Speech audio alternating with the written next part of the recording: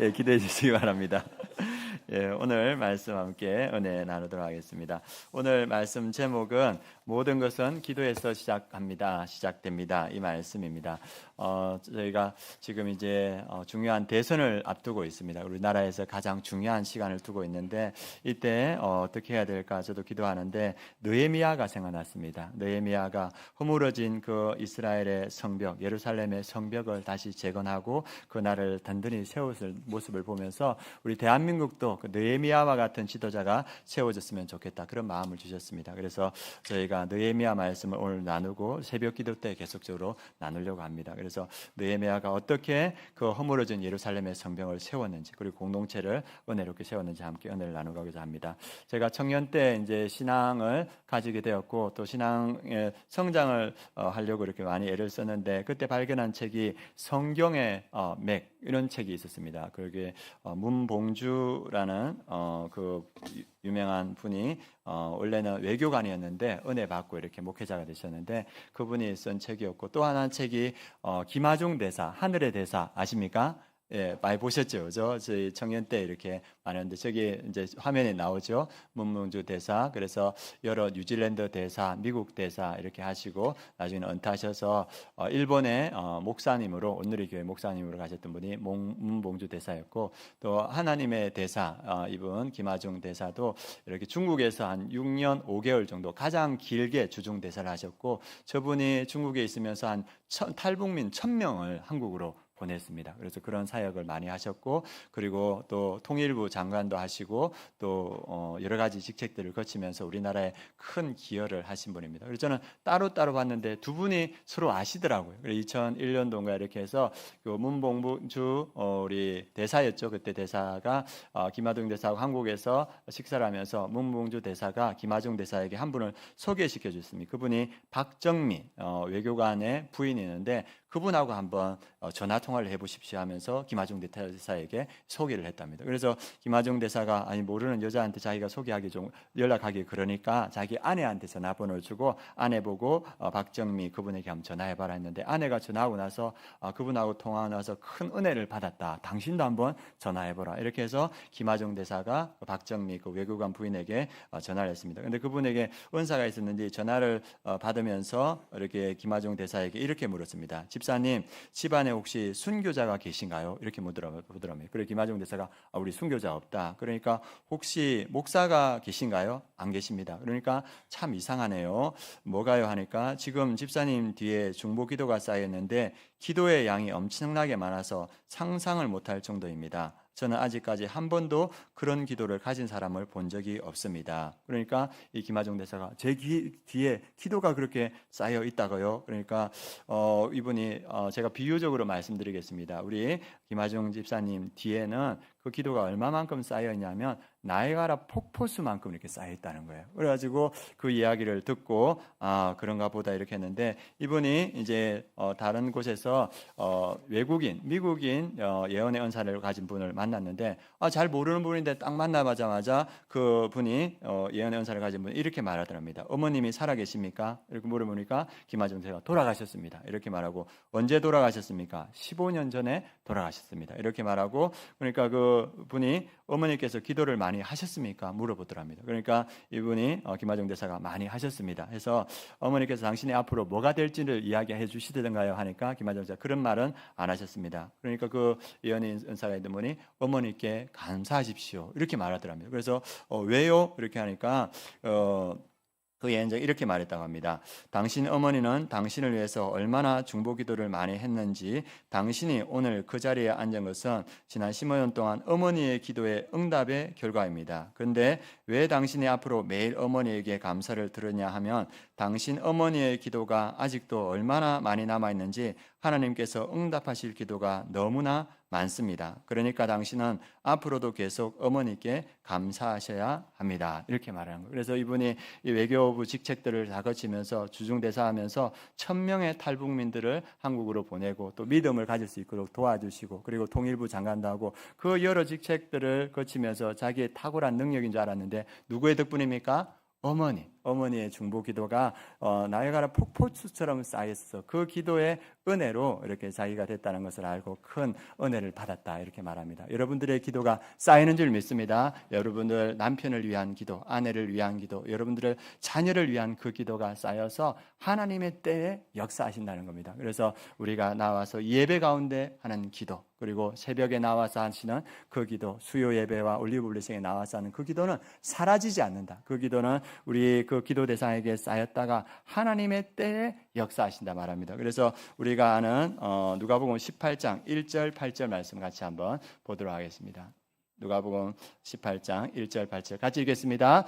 예수께서 그들에게 항상 기도하고 낙심하지 말아야 할 것을 비유로 말씀하여 내가 너희에게 이르노니 속히 그 원한을 풀어주시리라. 그러나 인자가 올 때 세상에서 믿음을 보겠느냐 하시니라. 아멘. 예수님께서 이 땅에서 제자들에게 가르칠 때 제자들에게 뭐냐면 제자들아 항상 기도하고 낙심하지 마라. 하나님께서 뭡니까? 속히라는 것은 하나님의 정하신 때에 신속하고 확실하게 응답하신다. 그러니까 낙심하지 말고 기도하라 이렇게 말하고 있습니다. 그리고 여러분들이 아마 기도의 제목을 가지고 계속 기도할 건데 그 기도가 쌓이고 하나님의 때에 응답받을 줄 믿습니다. 그리고 기도는 실패가 없다. 그래서 제가 근래 오면서 이 드라마를 보니까 재밌는 드라마가 나왔습니다. 혹시 아십니까? 예, 여기서 아시네요.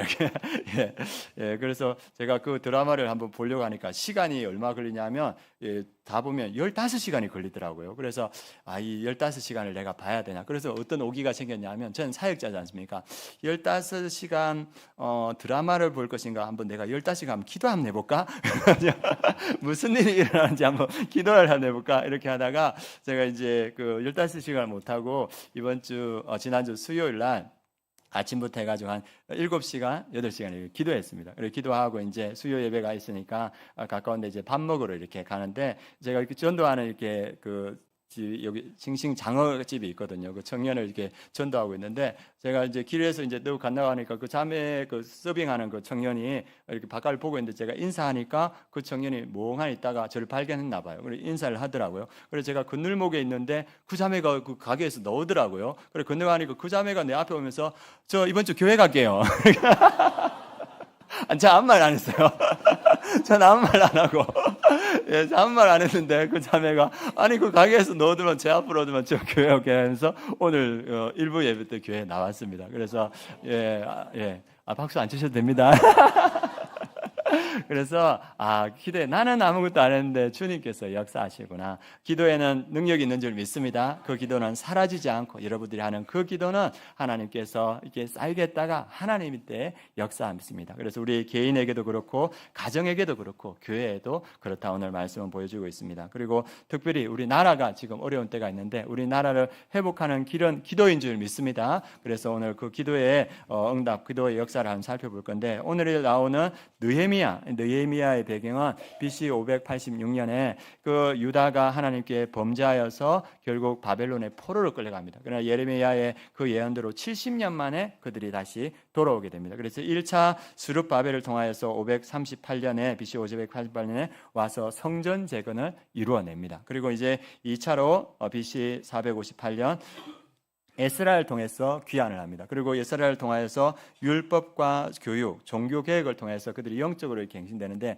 그 이후에 뭘 건축해야 되냐면 성전은 건축했는데 성벽을 건축해야 되는데 성벽을 건축하지 못하는 거예요. 그러니까 이민족의 침입이나 주변의 침입이 되게 많겠죠. 그래서 그런 상황을 느헤미야의 형제 하나니가 예루살렘에 와서 느헤미야에게 보고합니다. 그것이 3절 4절입니다. 같이 한번 읽어보겠습니다. 그들이 내게 이르되 사로잡힘을 면하고 남아있는 자들이 그 지방 거기에서 큰 환난을 당하고 능욕을 받으며 예루살렘 성은 허물어지고 성문들은 불탔다 하는지라. 내가 이 말을 듣고 앉아서 울고 수일 동안 슬퍼하며 하늘의 하나님 앞에 금식하며 기도하여. 그래서 그 유다, 그 예루살렘 그 주변에 있던 사람들의 상황이 어떠하냐? 그들이 거기서 큰 환난을 당하고 능욕을 받으며 예루살렘 성은 허물어지고 성문들은 불탔다는지라. 그 이민족에 의해서 큰 괴로움을 당하고 있다. 이 소식을 느헤미야가 들었습니다. 그는 술 맡은 관원장이면 비서실장입니다. 이 예루살렘과 이 페르시아 여기 수상궁은 엄청나게 거리가 많이 떨어져 있고 자기는 이제 비서실장으로서 많은 유익을 누리며 살아갈 수 있는데 그가 이곳의 황폐함과 고통받는 백성들의 모습을 보고 어떻게 하냐면 4절에 보면 내가 이 말을 듣고 앉아서 울고 수일 동안 슬퍼하며 하늘의 하나님 앞에 금식하며 기도했다. 그 민족을 위해서 금식하면서 기도했다고 나와 있습니다. 그래서 하나님 이 느헤미야가 그 민족을 위해서 자기 일처럼 생각하면서 금식하고 기도할 때 왜 이 말씀을 여기에 써놨냐? 하나님께서 이 금식과 울음과 기도를 들으셨다는 겁니다. 지금 이 대한민국이 어려운 때를 지나고 있습니다. 어려운 때를 지나고 있고 우리가 뭘 할 수 있을까? 이런 생각이 들 때도 있습니다. 거대한 정치의 흐름들은 정치의 흐름대로 가지 않는가? 그러나 오늘 이 말씀을 통해서 너희가 기도할 때 하나님의 역사가 나타난다 말씀하십니다. 이때 우리가 깨어서 기도해야 되는데 어떤 기도를 하나님께 드려야 되는가? 하나님은 어떤 느헤미야의 기도를 들으셨는가? 오늘 말씀을 통해서 함께 보도록 하겠습니다. 우리 5절 말씀 같이 읽어보겠습니다. 이르되 하늘의 하나님 여호와 크고 두려우신 하나님이여 주를 사랑하고 주의 계명을 지키는 자에게 언약을 지키시며 긍휼을 베푸시는 주여 간구.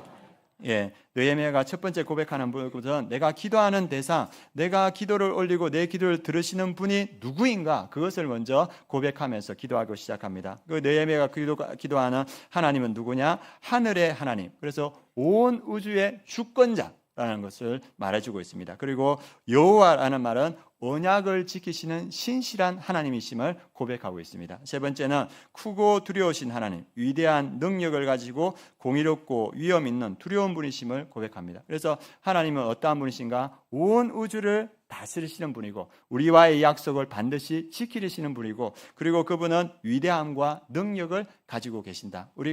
저도 이제 기도하지 않을 때 보면 이 정치판에 흐름이 있다. 지금 이것들을 어떻게 우리가 할 수 있는 게 없다. 그냥 우리는 우리 한 표 제하면 다 된다. 이런 생각이 들 때 있습니다. 그러나 하나님께서 역사하시는 줄 믿습니다. 하나님이 어떠한 분이십니까? 아수르가 이 예루살렘에 왔을 때 히스기야가 기도할 때 18만 5천 명이 하루 만에 전멸되는 그 역사를 일으키시는 분이 하나님이십니다. 그리고 애굽에서 이 백성들이 나갈 때 홍해를 가르시고 그 백성들을 탈출시키는 분이시 하나님이십니다. 그래서 오늘 그 하나님은 이 우주의 하나님이시고 능력의 하나님이시라 말씀하고 있습니다. 우리가 기도할 때 그 하나님이 이 땅에 역사해 주실 줄 믿습니다. 우리는 미약하지만 우리의 기도를 들으시는 하나님은 능력의 하나님이라 이렇게 말하고 있습니다. 그래서 그 하나님께 느헤미야가 기도하고 있습니다. 그리고 이어서 기도하는 것이 6절, 7절 말씀입니다. 같이 읽어보겠습니다. 이제 종이 주의 종들인 이스라엘 자손을 위하여 주야로 기도하며 우리 이스라엘 자손이 주께 범죄한 자들을 자복하오니 주는 귀를 기울이시며 눈을 여시사 종의 기도를 들으시옵소서. 나와 내 아버지 집이 범죄하여 주를 향하여 크게 악을 행하여 주께서 주의 종 모세에게 명령하신 계명과 율례와 규례를 지키지 아니하였나이다. 아멘. 느헤미야가 6절 7절에서 하는 기도는 무슨 기도냐?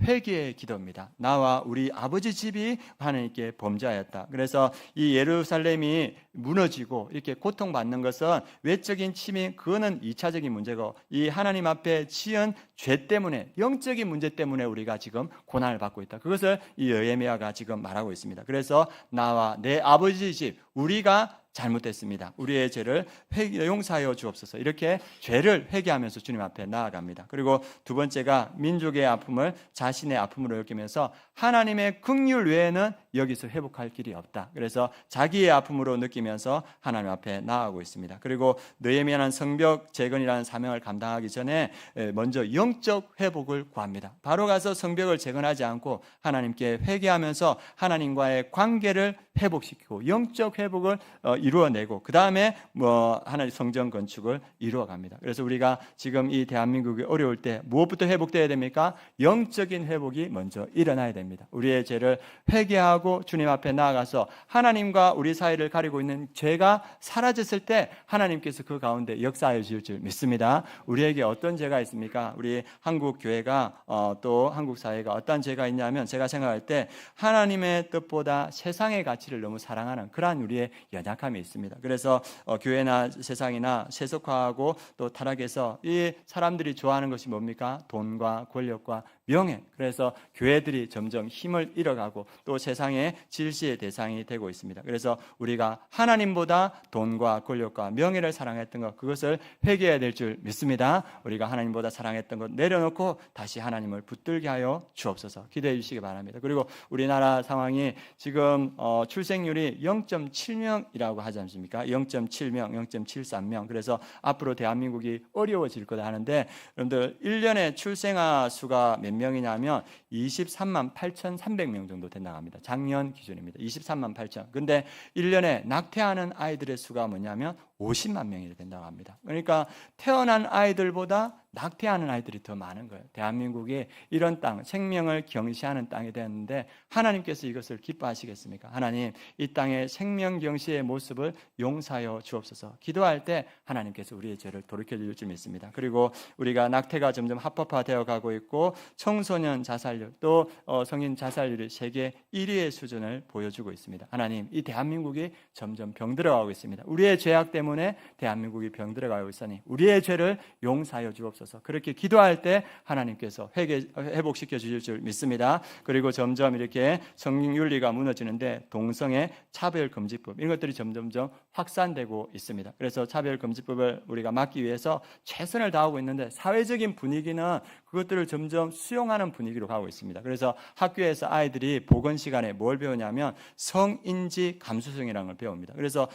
남성과 여성이 아니고 다양한 성이 있다. 다양한 성들을 인정해야 된다. 이런 것들을 애들이 배우는 거예요. 그래서 동성애가 죄라고 우리 아시는 분들이 이야기하면 그 잘못된 거 아니에요? 애들이 그렇게 말한대요. 그리고 그 예전에 설교를 들어보니까 연세대학교에 의대 학생 한 명이 교회를 잘 다니는 아이인데 이 아이가 반에서 토론이 일어나는데 동성애는 죄다, 이거는 바람직하지 않아 했는데 그 반 모든 아이들이 공격받았다고 합니다. 그래서 대학에서는 이 동성애가 지성의 어떤 포용력 같이 이렇게 느껴지는 그러한 세상이 왔습니다. 그래서 우리가 성윤리가 붕괴된 것들을 회개할 때 하나님께서 이 땅에 새로움을 다해 주실 줄 믿습니다. 그리고 우리가 걱정하는 것 뭐냐 하면 정치적 분열과 이념의 우상화. 이 대한민국이 딱 둘로 이렇게 나눠져 있지 않습니까? 그래서 둘로 나눠서 끊임없이 분쟁하고 끊임없이 싸우고 국민을 위한 정치가 아니라 정당을 위한 정치가 되어버려서 국민들은 점점 어렵고 정치인들은 더 첨예하게 대립하는 이런 모습 속에 있습니다. 그래서 주님, 우리의 정치적 분열과 이념의 우상화를 주님 용서하여 주옵소서 할 때 주님께서 이 땅을 회개시켜 줄 줄 믿습니다. 그래서 이 땅이 회복될 때 우리가 주의 사명을 감당할 수 있는 그러한 땅이 됩니다. 그래서 개인과 교회, 사회 전체가 하나님 앞에 무릎 꿇고 회개할 때 하나님께서 이 땅을 다시 회복시켜 주실 겁니다. 그리고 느헤미야가 하나님께 기도할 때 무엇을 붙들고 기도하냐면 하나님의 약속을 붙들고 기도했습니다. 우리 8절, 9절 말씀 같이 한번 읽어보겠습니다. 옛적에 주께서 주의 종 모세에게 명령하여 이르시되 만일 너희가 범죄하면 내가 너희를 여러 나라 가운데 흩을 것이요 만일 내게로 들어와 내 계명을 지켜 행하면 너희 쫓긴 자가 하늘 끝에 있을지라도 내가 거기로부터 그들을 모아 내 이름을 드리고 택한 곳에 돌아오게 하리라 하신 말씀을 이제 청하건대 기억하옵소서. 그래서 느헤미야가 자기가 요구하는 것이 아니라 하나님, 우리가 범죄하면 하나님께서 우리 민족을 다 흩으신다 하셨습니다. 그렇게 됐습니다. 이제 우리가 다시 하나님의 율법으로 돌아갑니다. 그러니 하나님, 우리 백성들을 다 모아 주옵소서. 그 신명기 30장 말씀의 그 약속을 붙들고 기도할 때 하나님께서 하나님께서 이 기도를 들으셨습니다. 이 대한민국 혼란스러울 때 우리가 어떤 말씀을 붙들고 기도해야 되는가? 오늘 찬양에도 나왔던 말씀인데 우리 역대하 7장 14절 말씀 같이 한번 보도록 하겠습니다. 같이 읽겠습니다. 내 이름으로 일컫는 내 백성이 그들의 악한 길에서 떠나 스스로 낮추고 기도하여 내 얼굴을 찾으면 내가 하늘에서 듣고 그들의 죄를 사하고 그들의 땅을 고칠지라. 우리가 붙들어야 될 말씀입니다. 하나님의 이름으로 일컫는 하나님의 백성이 우리가 악한 것들을 버리고 그 길에서 떠나서 스스로 낮추고 겸손하여서 하나님의 얼굴을 찾으면 하나님께서 듣고 우리의 죄를 사하시고 우리의 땅을 고친다 하셨습니다. 하나님, 우리가 회개하고 주님께로 돌이키고 하나님의 얼굴을 구하오니 하나님 우리 죄를 용서하여 주시고 이 땅을 고쳐 주옵소서. 이렇게 기도할 때 하나님께서 우리의 기도를 들으실 줄 믿습니다. 우리의 기도가 하나님께 상달된다고 오늘 성경은 우리에게 말해주고 있습니다. 그래서 이 약속의 말씀을 붙들고 느헤미야도 기도했고 하나님의 응답을 받았고 이 대한민국의 믿음의 백성들도 이 말씀 붙들고 기도하면 하나님께서 역사하여 주실 줄 믿습니다. 그리고 느헤미야가 기도했던 세 번째는 회복의 정당성을 강조했습니다. 우리 10절 말씀 같이 한번 읽어보겠습니다. 이들은 주께서 일찍이 큰 권능과 강한 손으로 구속하신 주의 종들이요 주의 백성이니이다. 이 지금 성벽이 해파되어서 고통당하고 있는 이 백성이 누구냐? 이 주님께서 일찍이 애굽에서 큰 권능과 강한 손으로 구속하여 구원하여 내신 주의 종들이고 주의 백성입니다. 주의 종들과 주의 백성을 주님께서 회복하지 않으면 주의 이름과 주의 영광이 드러나지 않지 않습니까? 주님께서 구원하신 백성 주님께서 회복시켜 주옵소서. 이렇게 그 구원의 정당성을 강조하면서 하나님께 간절히 매달립니다. 여러분 생각할 때 하나님께서 우리 대한민국을 회복시켜 주셔야 되는 이유가 뭘까? 왜 우리 이 대한민국을 하나님께서 이 어려운 가운데 회복시켜 주셔야 될까? 제가 생각해 봤습니다. 첫 번째는 하나님께서 이 땅을 사랑하기 때문입니다. 많은 나라가 있었는데 1866년에 영국 선교사 로버트 토마스가 이 배를 타고 이렇게 대동강으로 들어왔습니다. 그에게는 성경을 가지고 이 땅, 믿음이 없는 이 조선 땅에 복음을 전하고 싶었어요. 그래가지고 그 배를 타고 대동강에 도착했는데 바로 그 배는 불타서 없어지고 그가 그 대동강 백사장에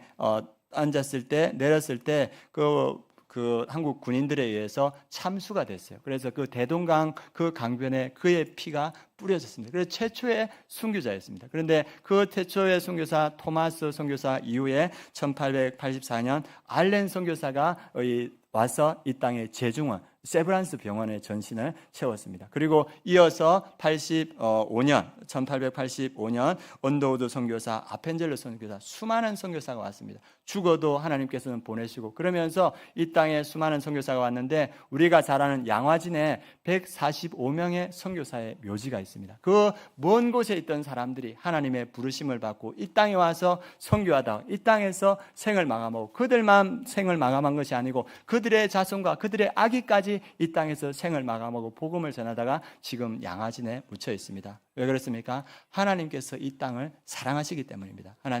하나님이 사랑하는 이 땅을 회복시켜 주옵소서. 여러분들 기도하시기 바랍니다. 또 하나 우리가 하나님께서 이 땅을 회복시켜 주셔야 되는 이유가 뭐냐? 이 대한민국은 선교하는 나라이기 때문입니다. 지금 이 대한민국이 그렇게 크지 않은 나라인데 전 세계에 174개국에 총 21,917명의 선교사를 파송해서 선교 사역을 이루어가고 있습니다. 그래서 이 규모는 전 세계에서 두 번째 규모입니다. 이 작은 나라가 174개국의 선교사들을 방영해서 복음으로 영혼들을 구원하고 있고 그리고 또 NGO 단체까지 하면 3만 명의 선교사가 전 세계에 나가서 복음을 전하고 있다고 합니다. 이 작은 땅이 선교의 사명을 감당하기 때문에 주님께서 이 땅을 회복시켜 주셔야 될 줄 믿습니다. 그래서 주님이 사랑하는 이 선교사들의 피가 묻혀있는 이 땅, 선교의 사명을 감당하는 이 땅을 주님께서 회복시켜 주옵소서. 여러분들 이 기도 제목으로 함께 기도하시기 바랍니다. 그리고 느헤미야가 마지막으로 기도할 때 11절 내용으로 기도합니다. 같이 한번 읽어보겠습니다.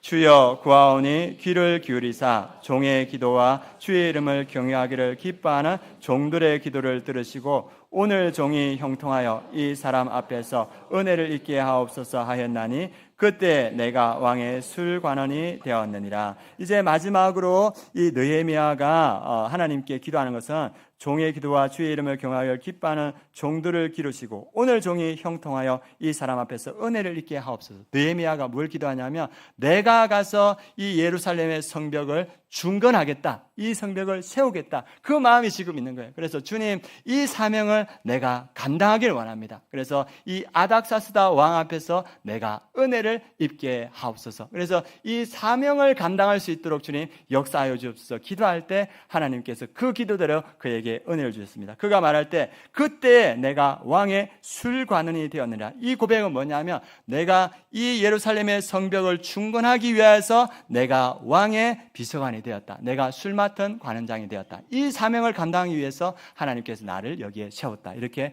고백하고 있습니다. 우리가 기도할 때 하나님, 이 대한민국이 주의 사명을 감당하길 원합니다. 주의 사명을 감당할 수 있도록 주님께서 역사하여 주소서. 하나님께서 이 기도를 기뻐하는 줄 믿습니다. 우리 이 기도를 했던 사람이 누구냐 하면 솔로몬입니다. 솔로몬이 왕이 되었는데 그가 하나님께 고백할 때 뭘 고백하냐 하면 하나님, 나는 아이라 출입할 줄을 알지 못합니다. 나는 어리석어서 앞으로 나아갈지 뒤로 가야 될지 내가 분간이 없습니다. 그래서 하나님께 뭘 구하느냐, 우리 말씀 보도록 하겠습니다. 열왕기상 3장 9절 말씀 같이 한번 보도록 하겠습니다. 같이 읽겠습니다. 누가 주의 이 많은 백성을 재판할 수 있사오리까? 듣는 마음을 종에게 주사 주의 백성을 재판하여 선악을 분별하게 하옵소서. 이 솔로몬이 고백하는 건 하나님의 이 많은 수많은 백성을 내가 재판할 수 없습니다. 이 사명을 내가 감당할 수 있습니다. 그러니까 이 종에게 듣는 마음을 주사 백성을 재판하여 선악을 분별하게 하옵소서. 주의 사명, 이 왕의 사명을 감당케 하여 주옵소서. 솔로몬이 그 기도를 하는 겁니다. 그러니까 하나님께서 말씀하십니다. 10절에서 12절 말씀 같이 읽어보겠습니다. 솔로몬이 이것을 구하매 그 말씀이 주의 마음에 든지라. 이에 하나님이 그에게 이르시되 내가 이것을 구하도다. 자기를 위하여 장수하기를 구하지 아니하며 부도 구하지 아니하며 자기 원수의 생명을 원하기도 구하지 아니하고 오직 송사를 듣고 분별하는 지혜를 구하였으니 내가 내 말대로 하여 내게 지혜롭고 총명한 마음을 주느니 내 앞에도 너와 같은 자가 없었거니와 내 뒤에도 너와 같은 자가 일어남이 없으리라. 아멘. 하나님께서 솔로몬이 이것을 구하며 그 말씀이 주의 마음에 든지라. 하나님, 내가 주의 사명, 이 백성을 다스리는 사명을 감당하기 원해서 주님의 그 듣는 마음, 지혜를 주옵소서 했을 때 이 하나님께서 그것이 마음에 들었다. 그래서 그가 구하지 않는 부와 귀함과 장수도 더하여 주셨다 말합니다. 하나님은 사명을 감당하기 위한 기도를 기뻐하십니다. 여러분들이 목자면 목자의 사명을 감당하게 하여 주옵소서. 하나님께서 그 기도대로 역사하여 줄지 믿습니다. 여러분들이 맡은 사명을 감당하기 위해서 기도할 때 하나님께 역사하여 주십니다. 그리고 우리 나라를 위해서 기도할 때 하나님께서 맡겨주신 사명을 이 대한민국이 감당하길 원합니다. 우리의 다음 세대들을 믿음으로 세우고 이 민족을 복음으로 살리고 열방을 복음으로 살리는 그 사명을 감당하길 원합니다. 하나님, 이 민족을 회복시켜 주옵소서. 기도할 때 그 기도대로 주님께서 역사하여 주실 줄 믿습니다. 이 대한민국의 시작은 기도로 시작했습니다. 우리가 잘 알다시피 1948년도에 5월 31일 첫 국회가 열렸습니다. 그 국회를 재헌국회라고 하는데 그 재헌국회의 의장이 되었던 분이 이성만 박사였습니다. 이성만 장로가 의장이 되어서 첫 이 198명의 국회의원들이 있고 처음으로 국회의원들이 모였을 때 어떤 말을 했냐면 동지 여러분, 신생 독립국가를 허락하신 여호와 하나님께 감사 기도를 먼저 드리겠습니다. 다른 말 없이 감사 기도부터 하고 우리 국회를 시작하겠습니다. 그래서 그때 이윤영 목사라는 분이 대표기를 했는데 이분이 독립운동가였고 그 이범석 장군의 사위였다고 합니다. 이분이 첫 그 재헌국회에서 했던 기도가 이 내용입니다. 이 우주와 만물을 창조하시고 인간의 역사를 섭리하시는 하나님이시여, 이 민족을 돌아보시고 이 땅에 축복하셔서 감사에 넘치는 오늘이 있게 하심을 주님께 저희들은 성심으로 감사하나이다. 오랜 시일 동안 이 민족의 고통과 호소를 들으시고 정의의 칼을 빼서 일제의 폭력을 굽히시사 하나님이 이제 세계 만방의 양심을 움직이시고 또한 우리 민족의 염원을 들으심으로 이 기쁜 역사적 환희의 날을 이 시간에 우리에게 오게 하심은 하나님의 섭리가 세계 만방에 땅에 현시하는 것으로 믿나이다 하면서 기도를 했습니다. 그래서 첫 국회의 시작은 기도로 시작됐습니다. 하나님, 우리가 일제의 그 폭압에서 벗어나게 해주심을 감사드립니다. 남과 북이 지금 분단되어 있는데 남과 북을 주님께서 통일시켜 주시고 또 이 민족에게 하나님의 안녕과 복력을 더하여 주시고 세계의 평화에 우리나라가 기여하게 해주십시오. 그렇게 기도로 시작했을 때 하나님께서 이 대한민국을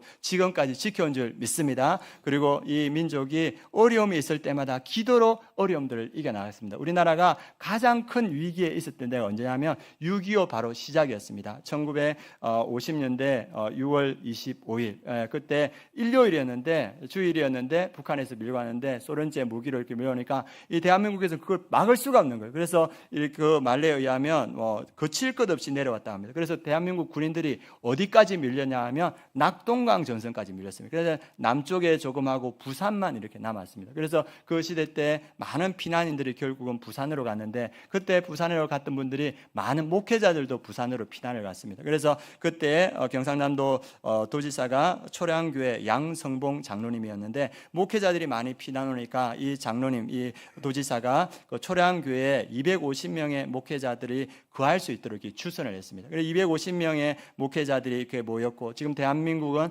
풍전등화와 같은 위기가 있으니까 이 250명의 목회자가 그 초량교회에 모여서 기도회를 시작했습니다. 그리고 그 초량교회 담임 목사님이셨던 한상동 목사님이 우리 백성들이 다시 돌이키고 다시 여호와를 봐야 된다. 그 말씀을 선포했을 때 그 250명의 이 목회자들 가운데 회개의 영이 임했습니다. 그리고 그때부터 일주일 동안 밤낮 이 250명의 목사님들이 회개의 기도를 했습니다. 어떤 회개의 기도를 했냐면 하나님, 우리가 일제시대 때 신사참배에서 우상숭배를 했습니다. 주님, 우리를 용서하여 주옵소서. 그렇게 기도하고 또 이 교회들마다 간음의 죄가 너무나 많았습니다. 하나님, 우리 교회를 용서하여 주옵소서. 그리고 마지막으로 그들이 회개했던 기도가 뭐였냐면 하나님, 우리가 주의 교회를 버리고 주의 양을 버리고 우리가 여기 왔습니다. 하나님, 우리를 용서하여 주옵소서. 그래서 그 250명의 그 피난왔던 목회자가 주의 교회를 버리고 주의 양을 버리고 온 것을 통탄하며 회개하면서 일주일을 회개의 밤낮 기도했다고 합니다. 그런데 그 기도회가 끝나고 나서 3일 뒤에 어떤 일이 일어나냐면 인천 상륙작전이 시작됐습니다. 그리고 인천 상륙작전이 시작되고 그리고 이 낙동강 전선에서 수시에 밀리고 있던 국군들이 백성혁 장군을 통하여서 이들이 다시 밀고 올라가고 그래서 제일 처음에 서울을 이들이 수복하고 평양을 수복하고 그리고 대한민국의 그 전세들을 역전시키는 역사가 일어났습니다. 무엇을 통해 일어났습니까? 회개의 기도를 통해서 일어난 줄 믿습니다. 하나님은 우리나라가 어려울 때마다 기도로 회복시키고 기도의 역사로 이 땅을 지켜왔습니다. 지금 대한민국이 어려운 때를 지나고 있습니다. 이것을 우리가 볼 때 이 어떻게 할까? 그러나 우리가 기도할 때 하나님께서 역사하여 주실 줄 믿습니다. 하룻밤에 18만 5천 명의 아수르 제군을 무찌른 하나님, 홍해를 가르시고 홍해를 여신 하나님께서 이 대한민국의 역사를 열어갈 줄 믿습니다. 그래서 우리가 이 믿음으로 기도하는데 우리가 내일 새벽부터 나라를 위한 기도회를 하려고 합니다. 이때 우리가 기도해야 되는데 금식할 수 있는 분은 한 끼씩 금식하시면서 기도하고 그리고 이 새벽에 나와서 우리가 간절히 나라를 붙들고 기도할 때 그 능하신 손이 대한민국을 붙들고 제 주님께서 맡기는 사명을 이루는 대한민국으로 세워주실 줄 믿습니다. 우리가 기도할 때 이 기도 제목 역대하 7장 14절 우리 같이 함께 보도록 하겠습니다. 역대하 7장 14절 같이 읽겠습니다. 내 이름으로 일컫는 내 백성이 그들의 악한 길에서 떠나 스스로 낮추고 기도하여 내 얼굴을 찾으며 내가 하늘에서 듣고 그들의 죄를 사하고 그들의 땅을 고치지라. 하나님, 우리가 악한 길에서 떠나기를 원합니다. 우리의 죄를 용서하여 주시고 우리가 하나님의 도움을 구합니다. 하나님, 이 우리의 기도를 들으시고 우리의 죄를 용서하시고 우리의 땅을 고쳐 주옵소서. 기도할 때 하나님께서 역사하여 주실 줄 믿습니다.